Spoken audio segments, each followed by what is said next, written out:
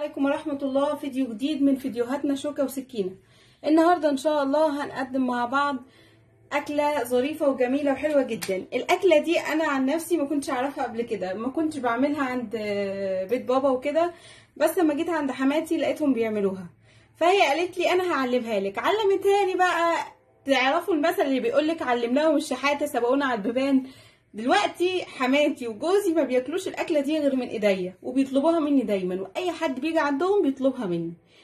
يعني تخصصت فيها، بتطلع طعمها جامد جدا. اهم حاجه ان انت تظبطي اكلك وتظبطي مقاديرك، واهم حاجه في الاكله اللي معانا النهارده هي كل واحد ومقدرته طبعا، بس اهم حاجه ان هي تتعمل بسمنه بلدي. اهم حاجه ان هي تتعمل بالسمنه البلدي، يعني السمنه البلدي بتديها طعم جميل جدا.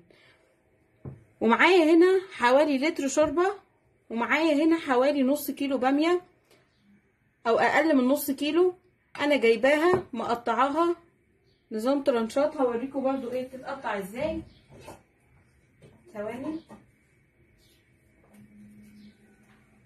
هنا معايا باميه بقطعها كده ترانشات، تمام. دي اسمها ويكا، دي اسمها ويكا. يبقى النهارده هنعمل مع بعض الويكا. هنعمل مع بعض ايه؟ هنعمل مع بعض الويكا.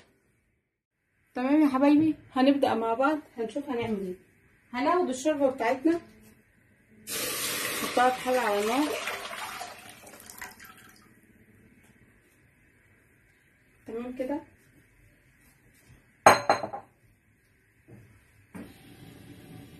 بمجرد ما بتغلي عندي بنزل بايه؟ بالبامية.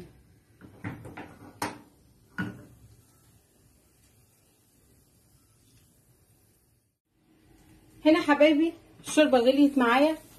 يفضل يا جماعة، يفضل جدا ان لو عندك شوربة لحمة هتكون افضل، هتديكي طعم اجمل. تمام. ادي البامية معانا هننزل بيها.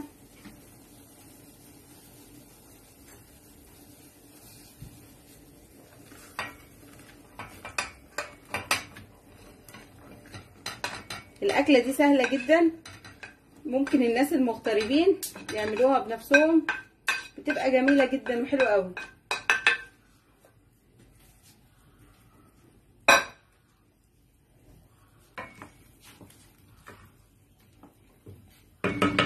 هسيبها تغلي معايا وتستوي. في ناس بتستخدم اللي هو حاجة بتاعت زمان، حاجة خشب اسمها المفراك. انا ما بستخدموش الحقيقة، انا بحبها كده، يعني بيبقى شكلها ظريف وجميلة، يعني بتطلع حلوة جدا معايا. هنسيبها تستوي ونرجع نعمل لها الطشه بتاعتها. حبايبي هنا خلاص الباميه بتاعتنا كده تمام. الباميه بتاعتنا اهي جميله، لونها جميل، شايفينها؟ لونها جميل جدا. بحط طاسه على النار وبنزل فيها بالسمنه بتاعتنا، وابدا انزل بالتومه.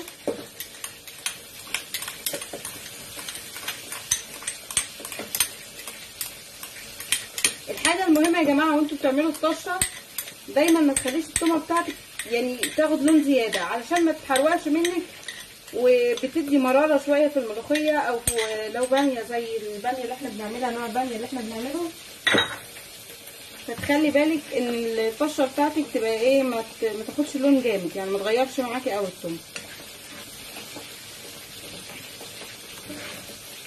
طبعا بالنسبه للناس الكبيره يعني ربنا يديهم الصحه، احنا بنعلم اللي هم الشباب الصغيرين مش اكتر يعني.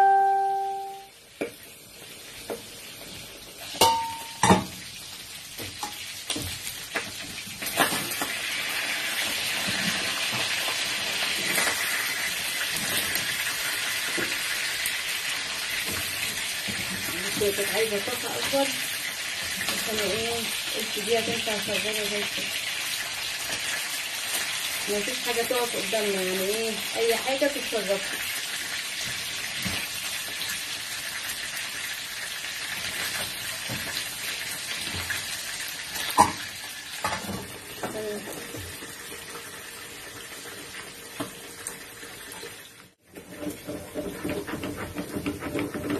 تمام.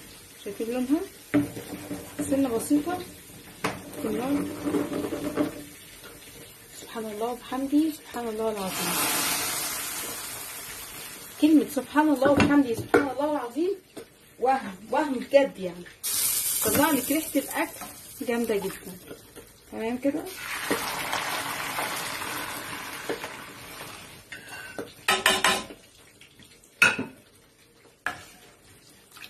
اهي يا حبايبي، انا عايزاكم تقربوا، ولو اقدر ادوقها لكم ابعت لكل واحد طبق بيته، ابعتها والله متاخرش. تمام، نرجع نغرفها ونشوف.